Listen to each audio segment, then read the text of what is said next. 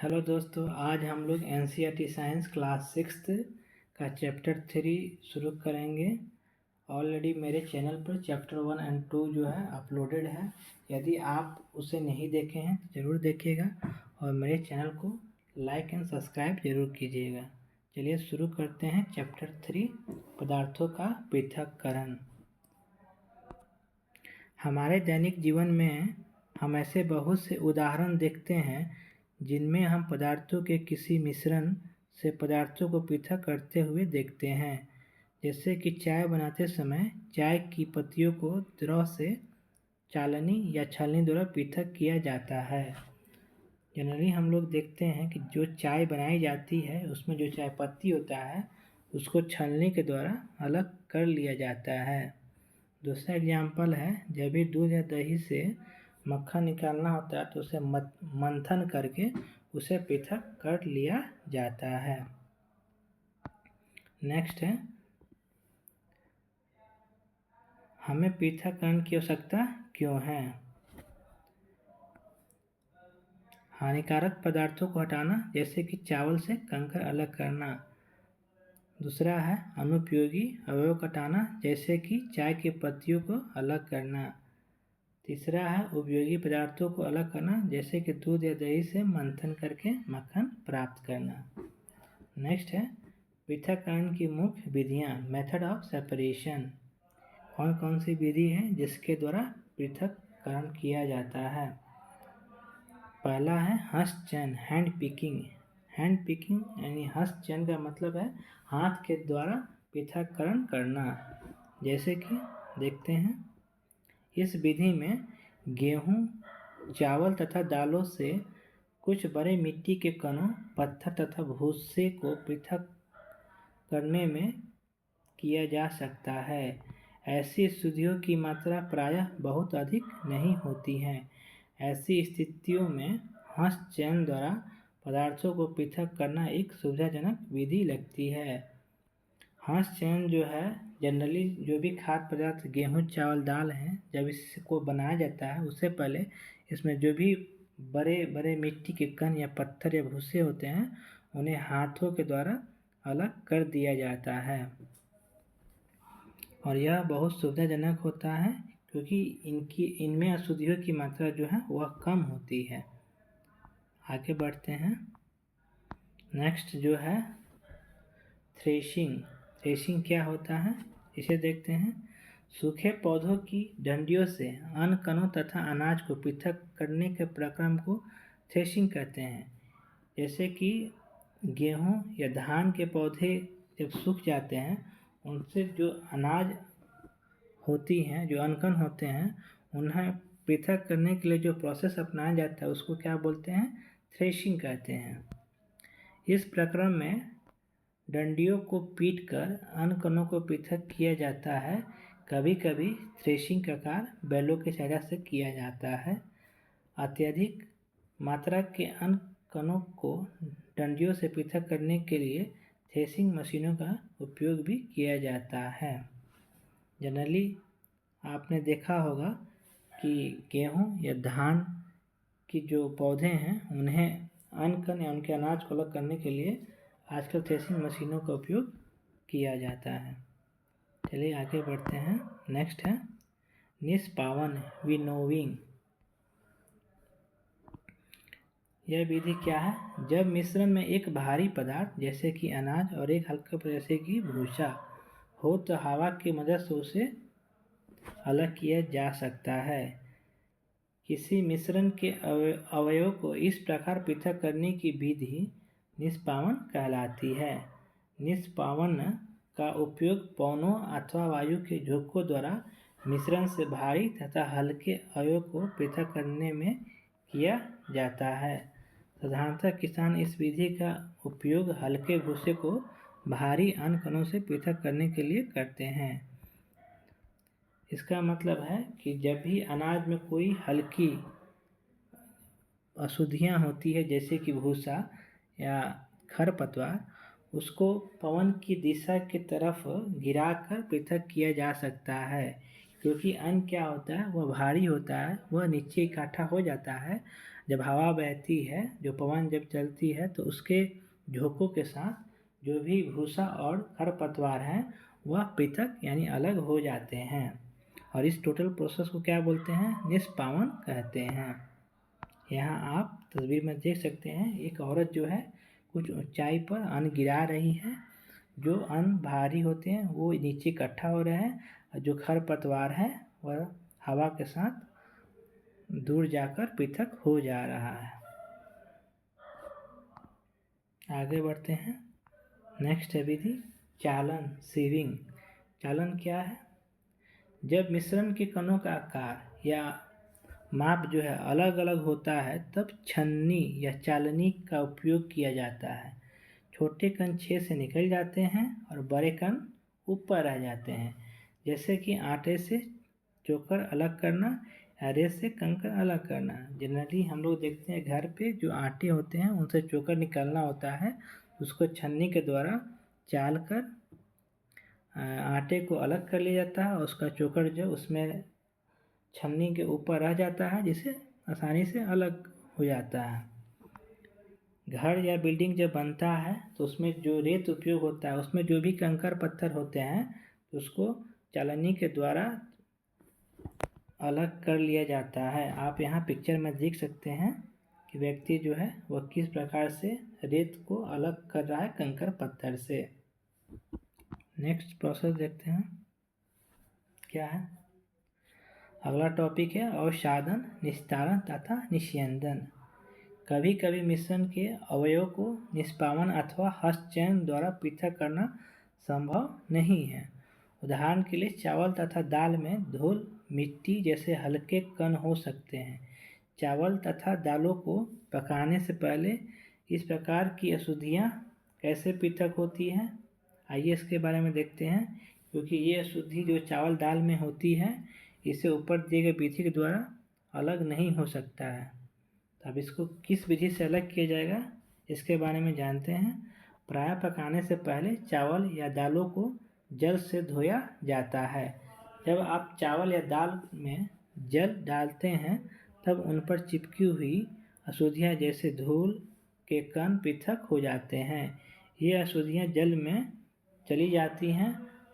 अब सोचिए बर्तन की तले में कौन डूबेगा, क्योंकि अन्न जो है जो दाल चावल है वो भारी होते हैं जल से, तो वो नीचे क्या होगा तली में डूब जाएंगे और बाकी अशुद्धियाँ जैसे कि धूलकण है वह जल के साथ मिलकर बाहर पृथक हो जाएंगे। नेक्स्ट देखते हैं अवसादन, सेडिमेंटेशन क्या है। मिश्रण में पानी डालने पर बाहरी अवयवों का नीचे बैठ जाने की प्रक्रम अवसादन कहलाता है। जैसे कि अभी आपने देखा कि जब चावल या दाल को आप जल में धोते हैं तो वह नीचे की तरफ बैठ जाता है, तो वह क्या है अवसादन उसे कहते हैं। जो धूलकण ऊपर की तरफ चली जाती है मतलब अलग हो जाता है। नेक्स्ट है निस्तारण, डिकैंटेशन। यह क्या है? निस्तारण या निथान एक ऐसी भौतिक प्रक्रिया है जिसके द्वारा किसी मिश्रण में मौजूद तरल के ऊपर तैर रही ठोस अशुद्धियों या दो अमिश्रणीय न मिलने वाला द्रवों को सावधानीपूर्वक उड़ेल कर अलग किया जाता है। इसमें नीचे बैठी भारी परत को छेड़े बिना ऊपर का साफ तरल दूसरे बर्तन में डाला जाता है। जैसे कि रेत मिली हुई जल है, उसे यदि एक गिलास में भर कर कुछ समय के लिए छोड़ देते हैं तो जो भी अशुद्धि हैं उसमें रेत हैं वह भारी होने का नीचे तल में बैठ जाएगी और जल जो है वह ऊपर हो जाएगा। फिर उस जल को दूसरे गिलास में बिना मिक्स किए उस रेत को अलग कर लेते हैं, तो इस क्रिया को क्या बोलते हैं? निस्तारण, डिकैंटेशन। चलिए इसके मुख्य बिंदु देखते हैं। प्रक्रिया यह आमतौर पर अवसादन के बाद ही की जाती है जहां ठोस कण नीचे बैठ जाते हैं। इसका उपयोग क्या है? रेत और पानी, तेल और पानी या मटमैले पानी से मिट्टी को अलग करना। जैसे रेत और पानी को निस्तारण विधि द्वारा अलग कर लिया जाता है। तेल और पानी को भी अलग किया जाता है क्योंकि तेल जो है वह पानी से हल्का होता है, तेल जो ऊपर हो जाता है और पानी नीचे की तरफ तली में बैठ जाता है।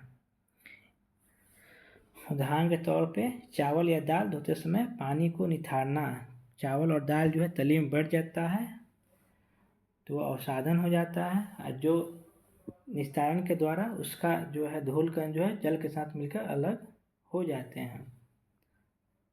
इसकी भी एक सीमा है। यह घुलनशील पदार्थ जैसे कि पानी और नमक को अलग नहीं कर सकता है। मतलब जब पानी में या जल में जब हम चीनी या नमक मिलाते हैं तो उसको निस्तारण विधि द्वारा या अवसादन विधि द्वारा अलग नहीं कर सकते हैं। सरल शब्दों में कहें तो ऊपर के साफ तल को बाहरी अशुद्धियों से अलग करने को ही निस्तारण कहते हैं। नेक्स्ट आप देख सकते हैं इस पिक्चर में, यहाँ पे ग्लास है, यहाँ पर तली में मिट्टी बैठा हुआ है और ये जो है आपका जल जो है दूसरे ग्लास में अलग किया जा रहा है। तो ये जो मिट्टी बैठा हुआ है ये अवसादन हुआ है इसका, ये तली में बैठ गया, जबकि ये जल जो है निस्तारण विधि द्वारा अलग या पृथक हुआ है। आगे देखते हैं निस्यंदन, फिल्टरेशन। ये फिल्ट्रेशन जो है निस्यंदन क्या है? एक भौतिक या यांत्रिक पृथक्करण प्रक्रिया जिसका उपयोग किसी तरल या गैस से अघुलनशील ठोस कणों को एक फिल्टर माध्यम जैसे कि फिल्टर पेपर, कपड़ा या जाली का उपयोग करके अलग करने के लिए किया जाता है। इसमें द्रव गैस निकल जाती है जबकि ठोस पदार्थ फिल्टर पर रह जाते हैं और इस प्रक्रिया को क्या बोलते हैं? निस्यंदन या फिल्ट्रेशन कहते हैं। निस्यंदन के मुख्य बिंदु है प्रक्रिया मिश्रण के एक छिद्रपूर्ण माध्यम से गुजारा जाता है। अवयव जो तरल नीचे बर्तन में जमा होते हैं उसे निस्यंद यानी फिल्ट्रेट कहते हैं और जो ठोस अवशेष फिल्टर पेपर पर रह जाते हैं उसे अवशेष कहा जाता है। जैसे कि आप चाय देखे थे, जब उसकी चाय पत्ती जो है फिल्टर के द्वारा मतलब छन्नी के द्वारा जब उसको अलग किया जाता है तो जो चाय बर्तन में जमा होता है तरल के तौर पर उसे निस्यंद कहते हैं और जो चाय पत्ती शेष बच जाती है छलनी पे उसे अवशेष कहते हैं। उदाहरण आप देख सकते हैं यहाँ दिया हुआ है। फिर गंदे पानी को फिल्टर करके शुद्ध करना या प्रयोगशाला में अवक्षेप को द्रव से अलग करना। उद्देश्य है शुद्धिकरण, पर्यावरण सुरक्षा, तरल पदार्थों को कणीय प्रदूषकों से मुक्त करना। यह तकनीकी जो है निथारने की तुलना में ज़्यादा ही कुशल है क्योंकि हम जब रेत और पानी को निथारने डिकैंटेशन विधि से जब हम उसे अलग करते हैं तो उस पानी में कुछ जो है धूल कण जो हल्के होते हैं वे चले जाते हैं, लेकिन इस फिल्ट्रेशन से वे धूलकण भी पूर्ण रूप से अलग हो जाते हैं। इसका उपयोग जो है सूक्ष्म अशुद्धियों को हटाने के लिए किया जाता है।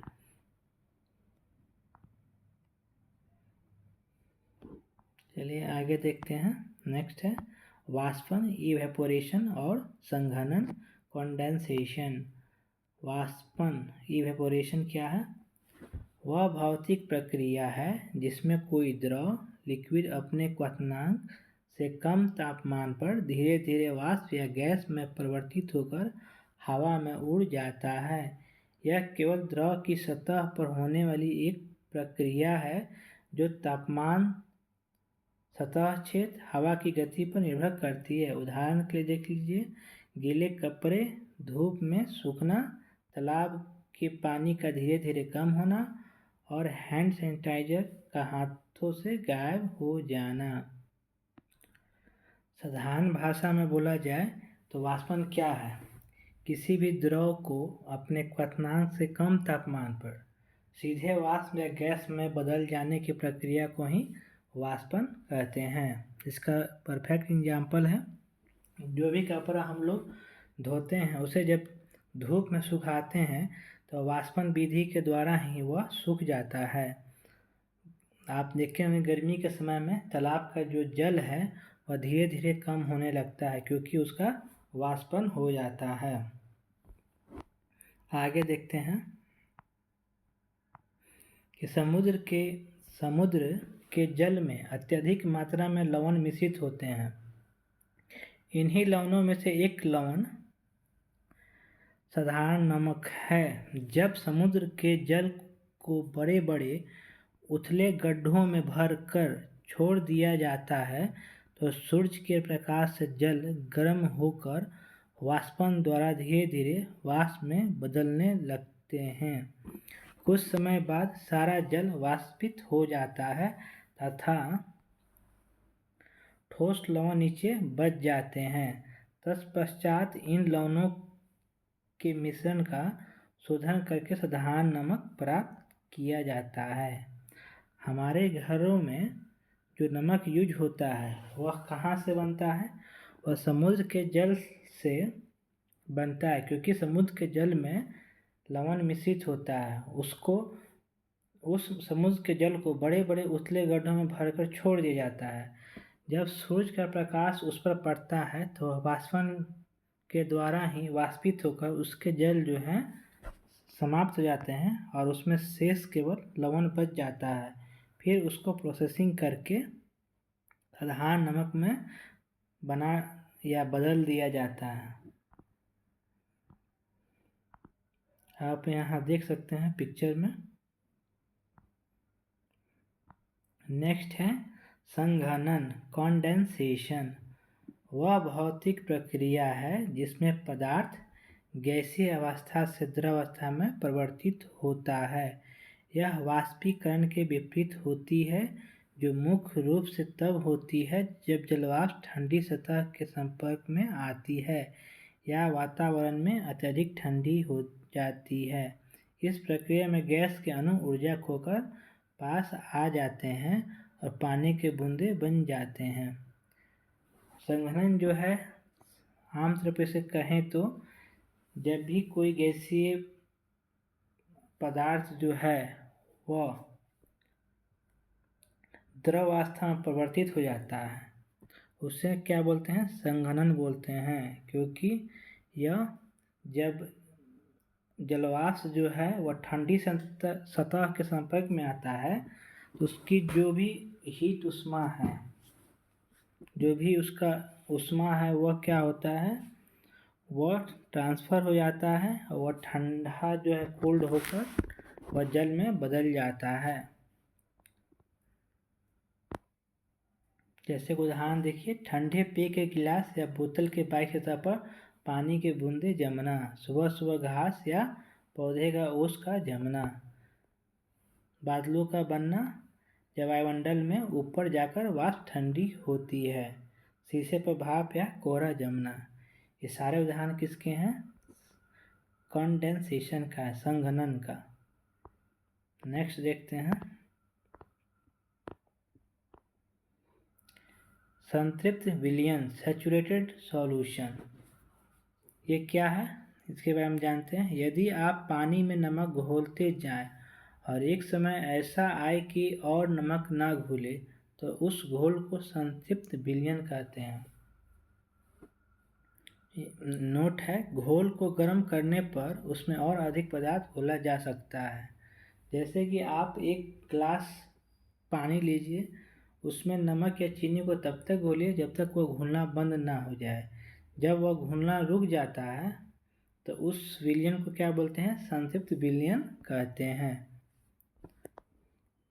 या वह मिश्रण जिसमें एक निश्चित तापमान और दबाव पर विलायक में विलेय की और अधिक मात्रा नहीं घुलाई जा सके। इस विलेय की अधिकतम संभव मात्रा घुल चुकी होती है, जिसमें विलयन अपनी क्षमता के चरम पर पहुंच जाता है।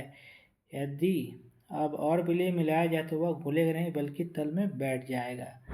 कहने का मतलब कि जो विलायक जैसे कि जल है, जैसे कि विलेय जो नमक है, उसको तब तक मिलाया जाए जब तक कि वह घुलना बंद नहीं हो जाए।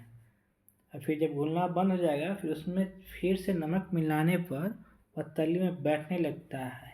ये जो प्रोसेस है इसको क्या बोलते हैं? संतृप्त विलयन बोलते हैं। उस तरह का जो विलयन हो जाएगा वो क्या हो जाएगा? सैचुरेटेड सॉल्यूशन कहलाएगा। चलिए अब देखते हैं सारांश। कि हम लोग ने क्या क्या पढ़ा इस चैप्टर में।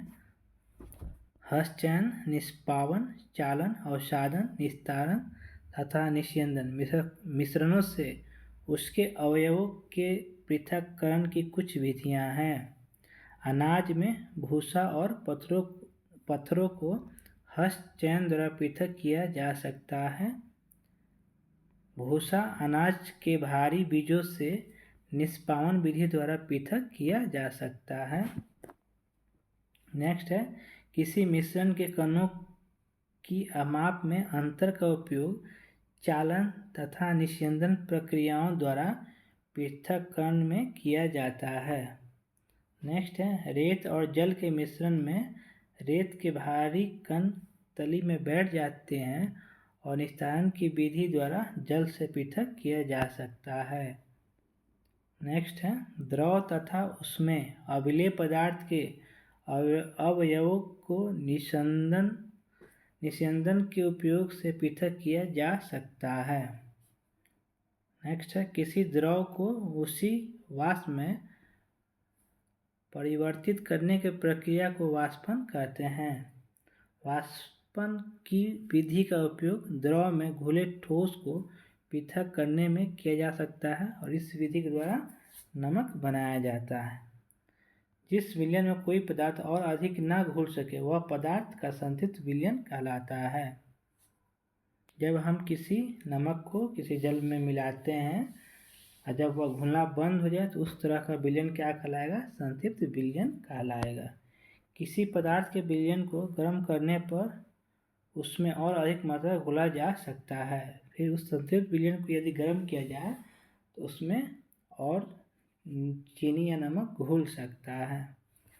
जल विलेय पदार्थों को विभिन्न मात्राएं घोलता है। जल जो है, और आप ये खुद अपने रूम पर के लिए सेम ग्लास 2 जो है लीजिए, उसमें बराबर मात्रा में जल मिलाइए, एक में चीनी मिलाइए, एक में नमक मिलाइए। चीनी और नमक मिलाइए, दोनों का क्वांटिटी जो है आप उसका कैलकुलेट करते रहिए, उसका गणना करिए और फिर आप देखिए कि जल जो है कितना ज़्यादा नमक और कितना ज़्यादा चीनी घोलता है और वह कब संतृप्त विलयन बनता है। और हमारा आज का चैप्टर जो है 3 NCERT क्लास 6 साइंस का समाप्त होता है। मेरे चैनल को सब्सक्राइब करें और लाइक करें और इसको शेयर करें। Thank you, bye bye.